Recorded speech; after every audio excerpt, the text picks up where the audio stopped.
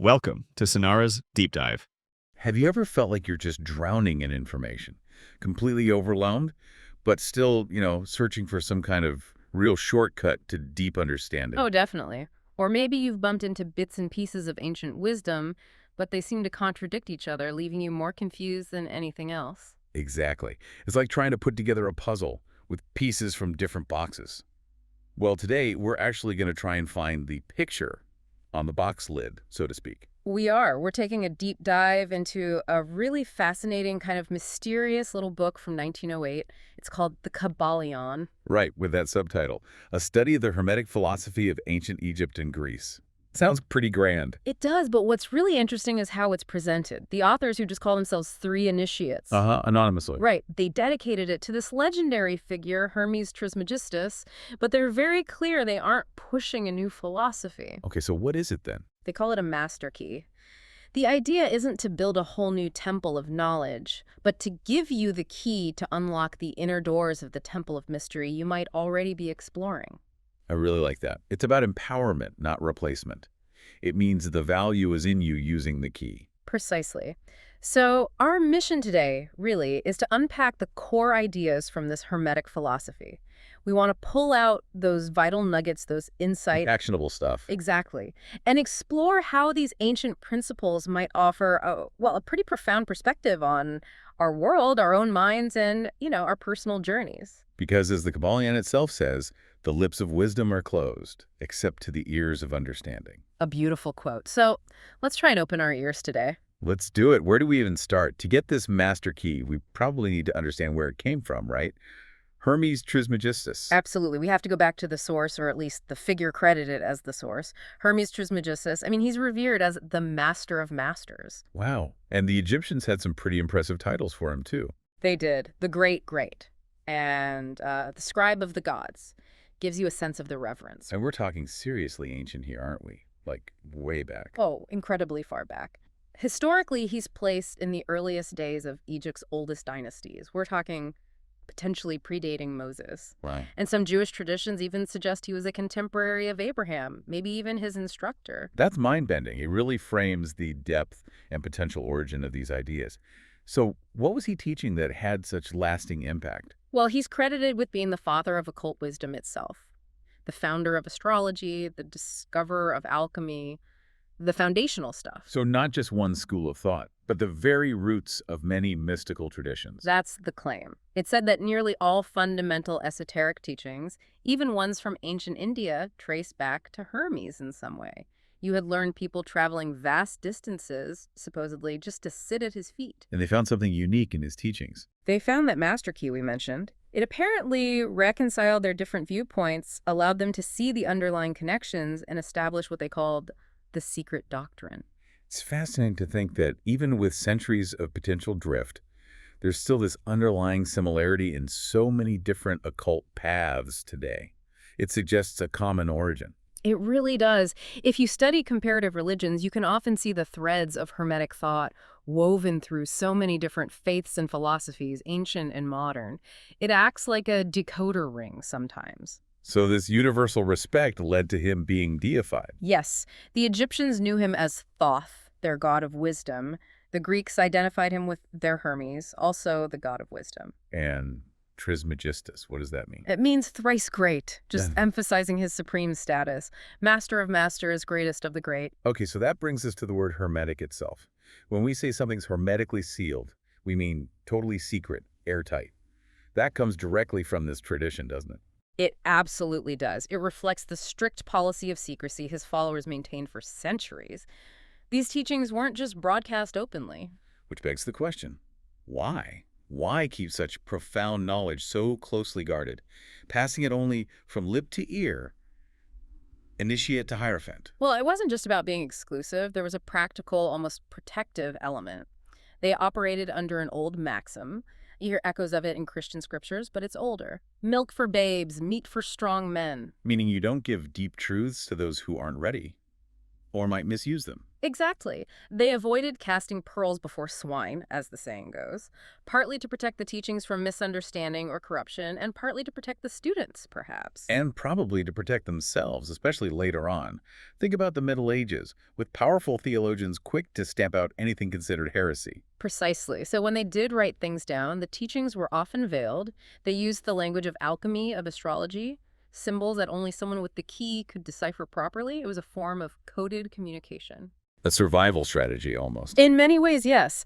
And the Kybalion itself is presented as exactly that kind of compilation, maxims, axioms, precepts, seemingly cryptic on the surface. Right, meaningless to an outsider. But if you had an initiate explain them, provide examples, suddenly they unlock profound understanding. That's the idea. They're guideposts, not the entire map detailed out. Okay, this brings us to something really crucial, a point the Kybalion hammers home. Hermetic alchemy. It wasn't about turning lead into gold, was it? Not physical lead into physical gold, no. That's the popular exoteric misunderstanding. The real art of Hermetic alchemy, this is key, was about mental transmutation. Mental transmutation, what does that mean? It means the mastery of mental forces, the ability to transmute one kind of mental vibration into another, changing your internal states, your thoughts, your emotions, from base to refined. So the Philosopher's Stone, that wasn't a physical object either. It's an allegory, a powerful symbol for achieving this mental mastery, this inner transformation, turning your inner lead, fear, ignorance, negativity, into inner gold, wisdom, courage, love. Wow. Okay, that completely reframes alchemy. Yeah. And it connects directly back to that first foundational principle you mentioned earlier, mentalism. It does. If, as mentalism states, all is mental, then mastering your mental conditions inherently gives you leverage over material conditions too. Which starts to sound a lot like what the ancients called magic. Exactly. The implication is that a true master of mental alchemy could potentially influence even the natural elements, storms, earthquakes, through sheer mental power by transmuting vibrations on a vast scale. But the book says they wouldn't show off these powers. No, they'd seek seclusion. The power is mental, achieved through understanding and applying these principles, especially mentalism. It's not about public display. Okay, let's really dig into that first principle then. Mentalism. It sounds simple. Yeah. The all is mind. The universe is mental. But what does the all actually mean here? The all is described as the substantial reality, the ultimate fundamental truth behind everything we perceive, the material world, life, energy, everything. It's essentially spirit. But a spirit, that's what? Alive? Conscious? Yes, conceived as a universal, infinite living mind. Not dead matter, not blind energy, but an infinite living consciousness. Although, and this is important, the Kybalion stresses that the all in itself is ultimately unknowable and undefinable by finite human minds. Unknowable. So how could we even talk about it? Good question. We can't truly grasp its essential nature.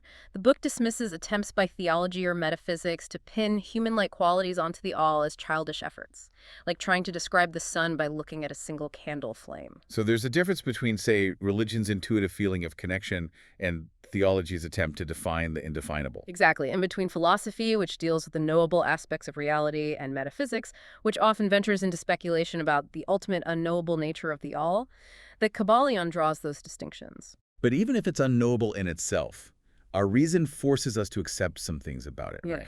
Correct. Reason compels certain deductions. First, if it's the all, then by definition, nothing can exist outside it. It is everything that truly is. Okay, that makes sense. Total inclusion. Second, it must be infinite. Infinite in time, meaning eternal. It always was and always will be. Infinite in space, meaning it's everywhere, omnipresent.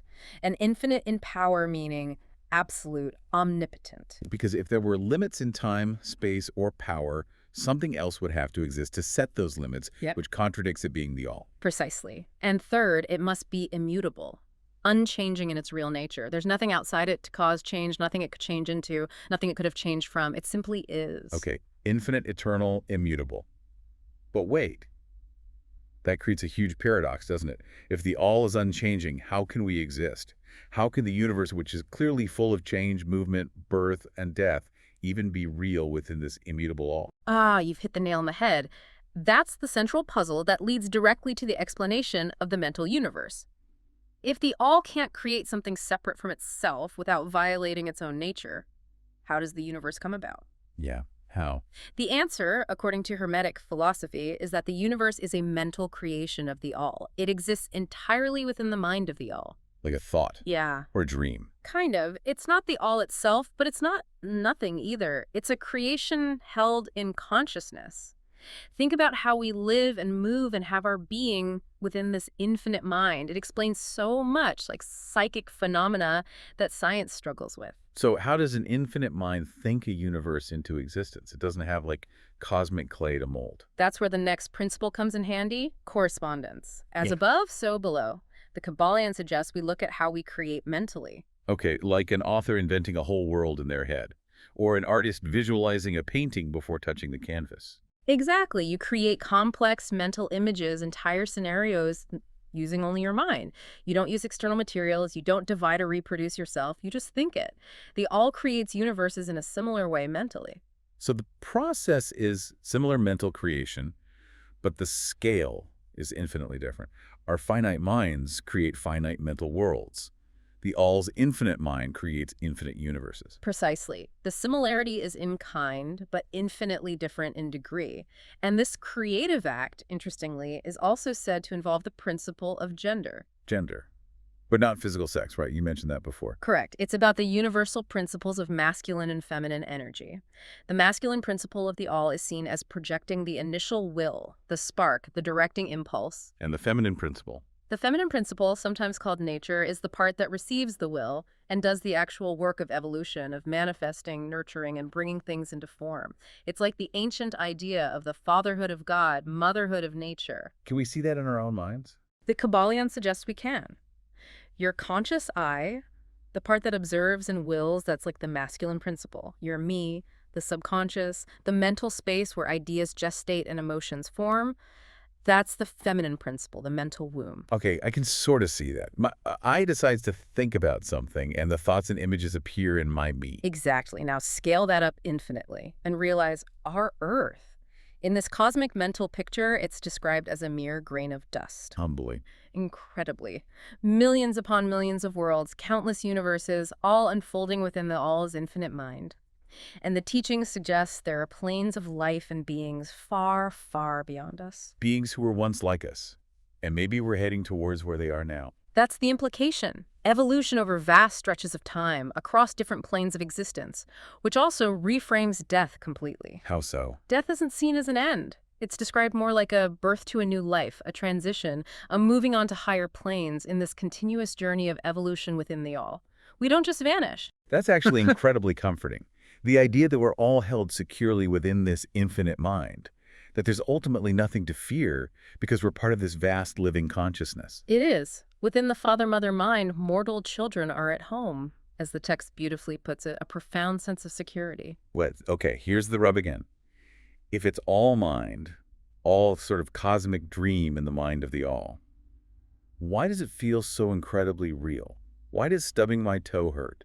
This must be that paradox you mentioned. It is. This is the divine paradox, and navigating it is crucial. It's where the difference between being half-wise and truly wise really shows up. Okay, explain. How does this paradox work? From the absolute perspective of the all, yes, the universe is like a dream, a meditation, an illusion in the grandest sense.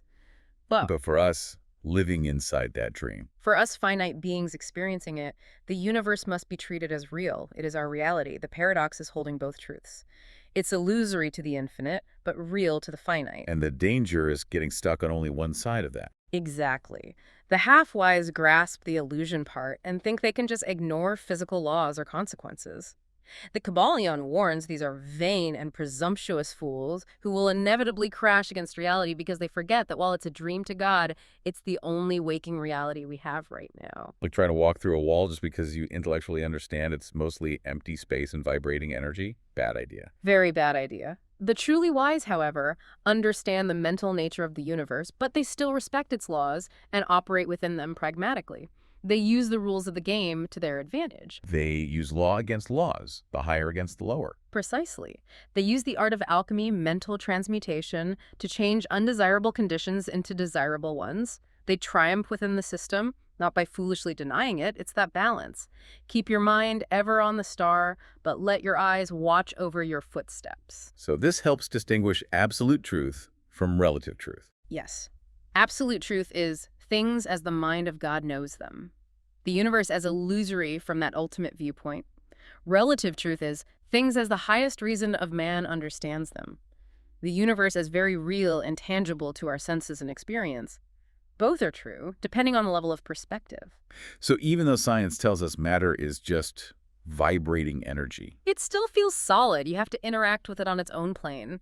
And the laws of nature, gravity, physics, chemistry, they are described as iron laws within this mental creation. They are real forces on their planes. you can't just wish gravity away. You cannot. But you can use higher laws to overcome lower ones, like using the principles of aerodynamics, a higher understanding of natural laws, to overcome the raw force of gravity with an airplane. You're not denying gravity, you're using other laws to counteract it. You're playing the game skillfully within the rules.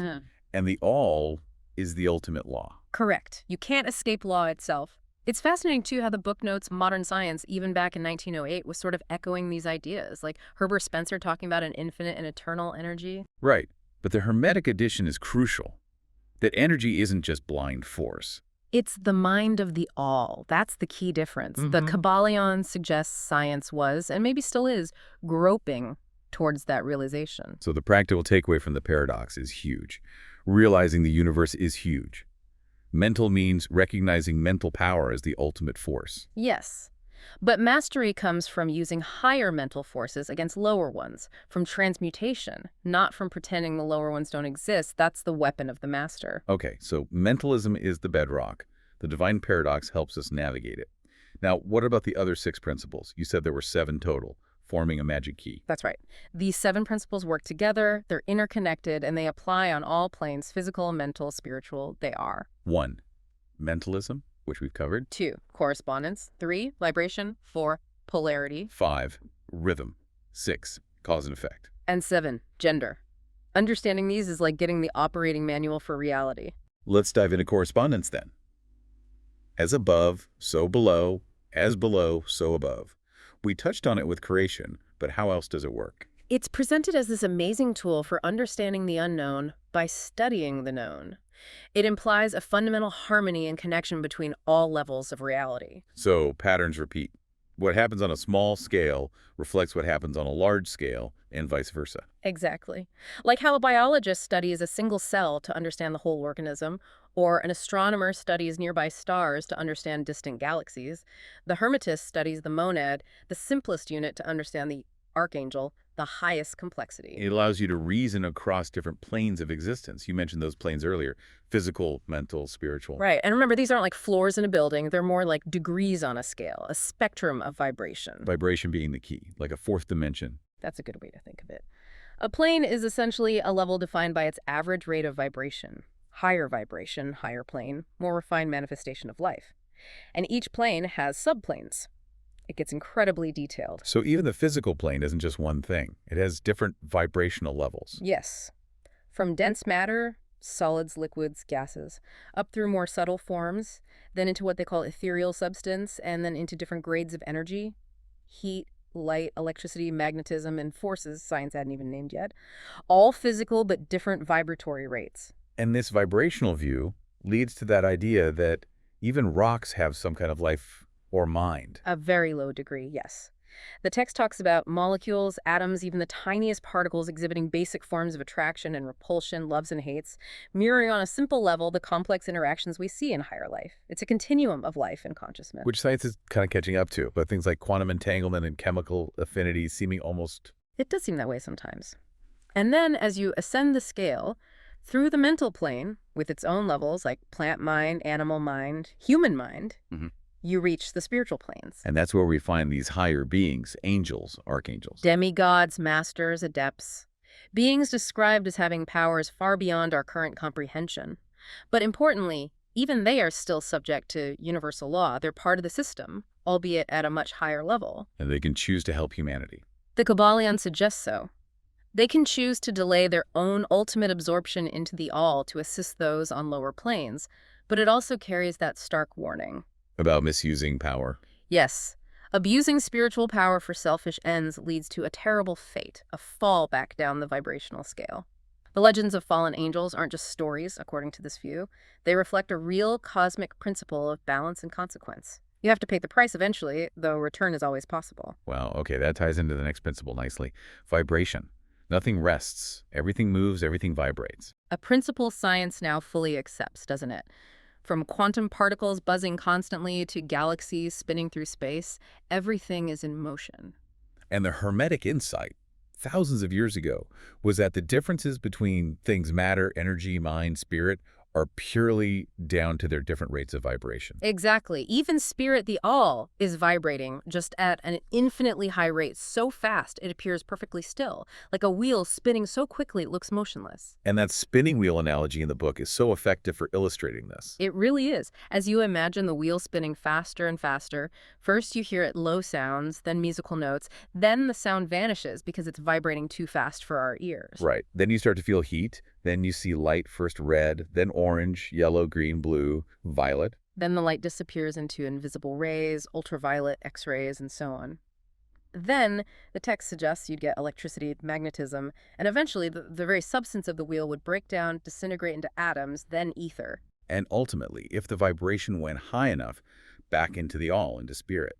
It's all just vibration. And crucially, this applies to the mind, too. Every single thought you have, every emotion, every mood, it has its own specific rate and mode of vibration. That's the key to understanding things like telepathy or mental influence. It's the foundation for it, yes. And more importantly, for personal practice, it means you can change your mental states by consciously changing your mental vibrations. Hermetic students learn techniques to polarize their minds at a desired vibrational level. So if you understand vibration, you've grasped the scepter of power. You can scientifically approach changing how you feel and think. That's the promise. It makes self-mastery a practical art. Which leads smoothly into the principle of polarity. Everything is dual. Everything has poles. Opposites are identical in nature, but different in degree.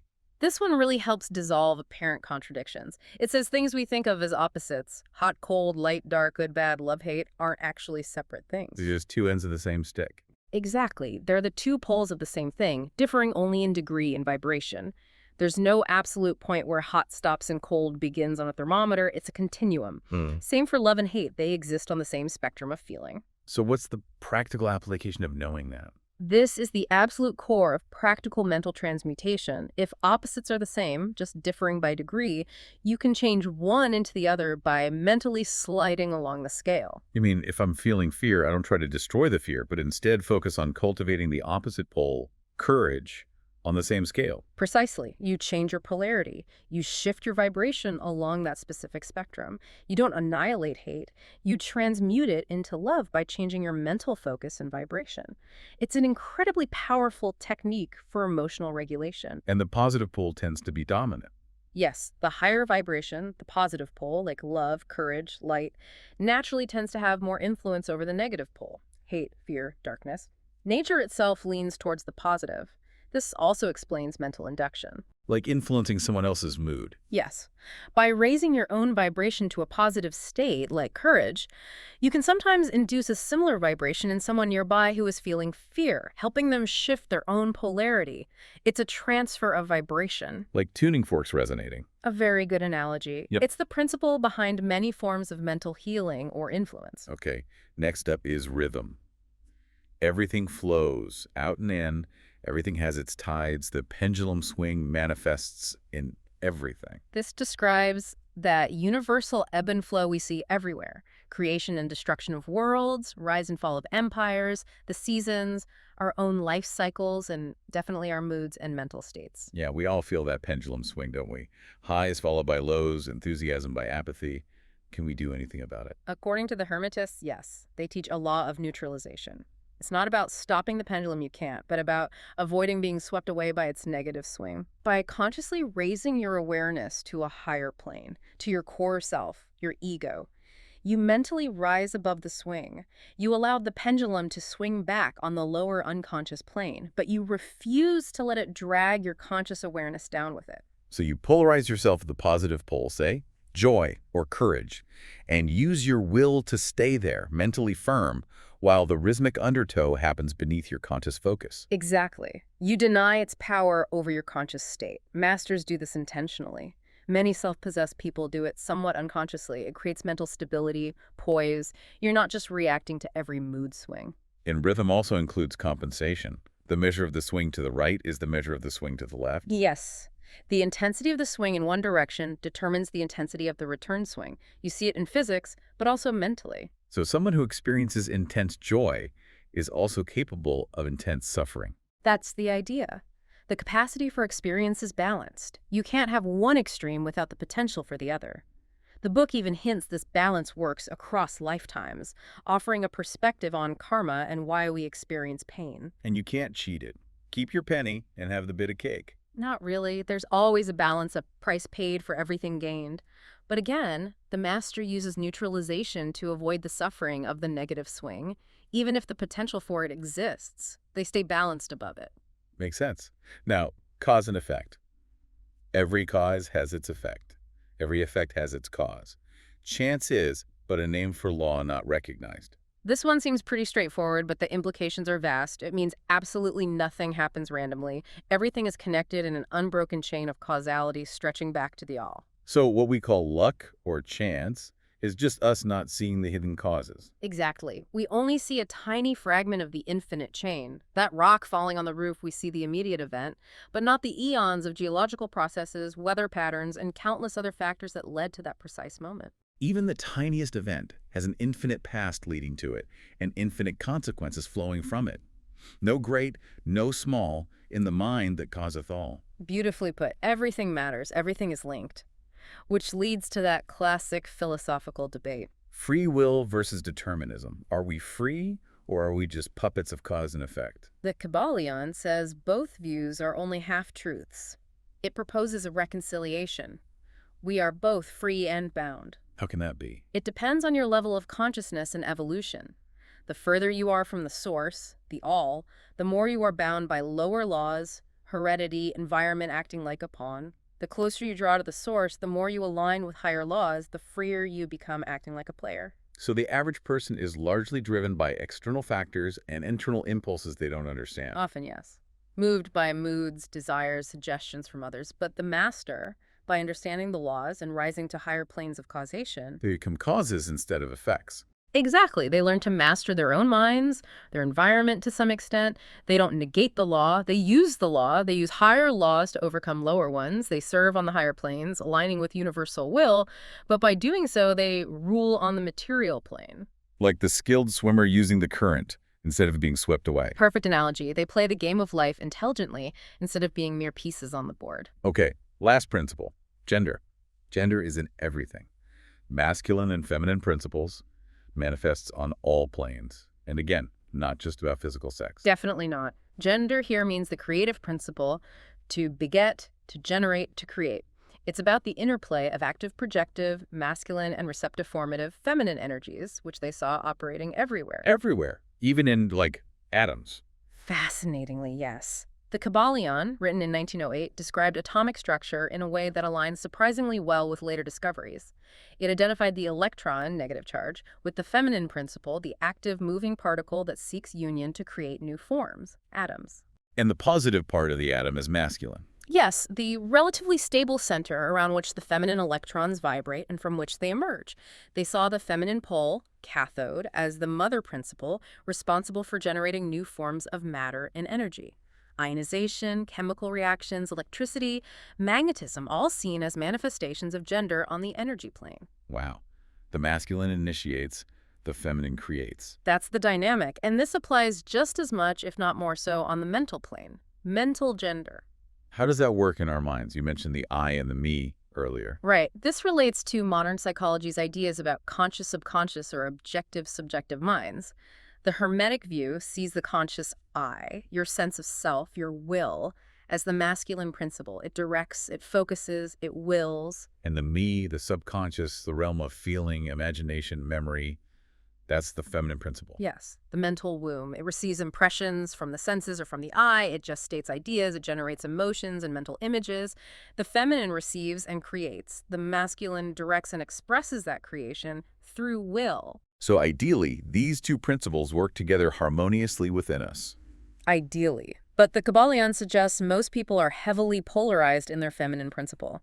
They're mostly receiving thoughts, suggestions, and emotional currents from the outside world, or from other, stronger I's, masculine wills. They aren't actively using their own masculine will to direct their inner world or generate original thought. Less often than they could be. Strong individuals, leaders, creators, they manifest a strong masculine principle directing their own me and often influencing the me's of others. So understanding mental gender explains things like suggestion, influence, even hypnotism. It provides a framework.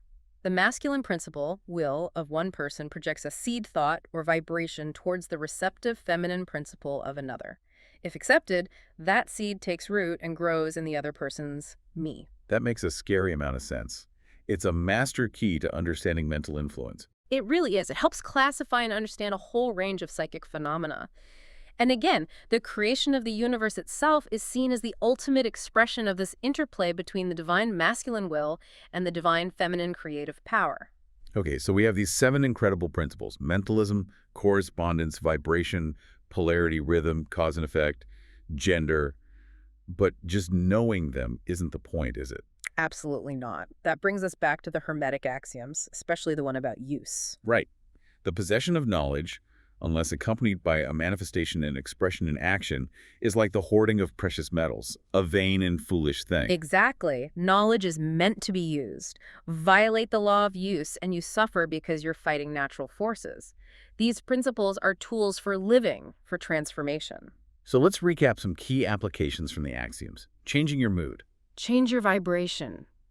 Use your will to direct your attention. And attention changes vibration. Master attention, master your moods. Getting rid of a negative feeling, like fear. Use polarity. Concentrate upon the opposite pole. Courage, kill out the undesirable by changing its polarity. Don't fight darkness.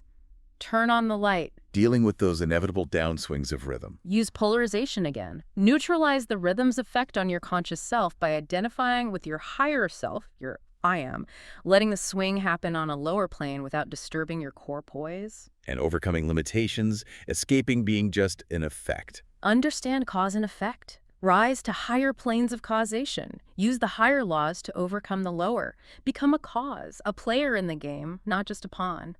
Master your inner world to influence your outer world. It all comes back to mental transmutation being a mental art. Because the universe is mental, it's ruled by mentality. Understanding and applying these principles is the path to mastery, the explanation for what seems like miracles. It's mind over matter because matter itself is mind. Wow. We've really journeyed deep into the Kybalion today. From Hermes Trismegistus, this master of masters, For that foundational idea of mentalism and the mental universe. navigating the divine paradox, the need to treat reality as real, even while understanding its mental nature. And then exploring those 7 incredible principles: correspondence, vibration, polarity, rhythm, cause and effect, and gender.